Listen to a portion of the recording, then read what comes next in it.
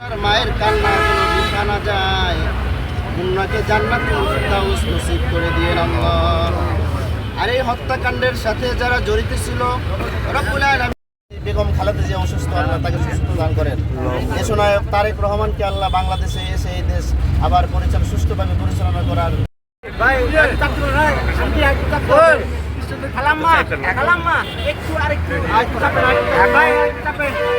এখন আনুষ্ঠানিকভাবে আপনার একটু চাপে এর একটু দেন একটু।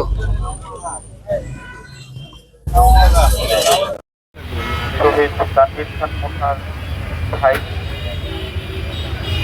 আমার ছোট ভাই সাভার সরকারি কলেজের দ্বিতীয় বছরে পড়াশোনা করত। ও রোভার স্কাউটিং করত।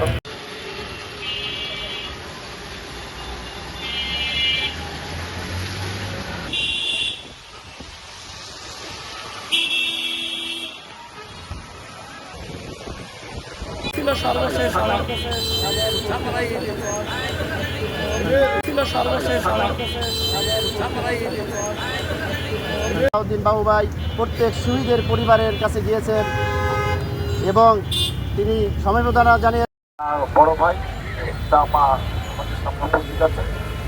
আমরা মহান আল্লাহ তাআলার কাছে আজকে সবাই মিলে দোয়া করবো তার শ্রেষ্ঠ করা হয় এবং বিশেষ করে আজকে তার দত্তকতা আমরা আনুষ্ঠানিকভাবে এই ফলপ্রসূতির মাধ্যমে এই তত্ত্বের নাম মুন্না তত্ত্ব হিসাবে আমরা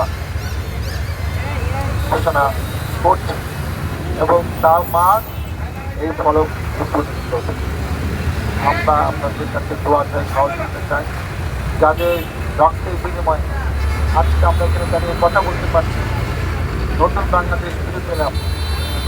অনেকে মনে করেছিল সেটা জীবন দর্শন হয়তো বিদায় হবে না।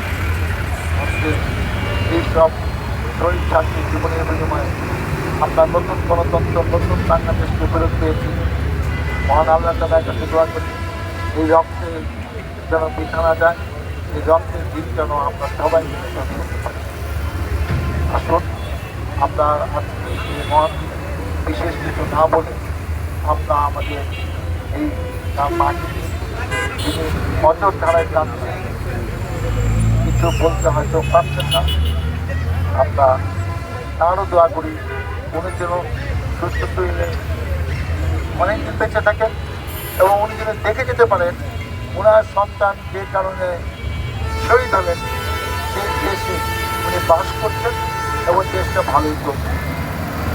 আমি সবাইকে ধন্যবাদ জানিয়ে এবং এরকম একটি গুরুত্বপূর্ণ মুহূর্তে তার বড় ভাই তাকে কিছু বলার জন্য বক্তব্য যাচ্ছে তানভীর খান মুন্নার বড় ভাই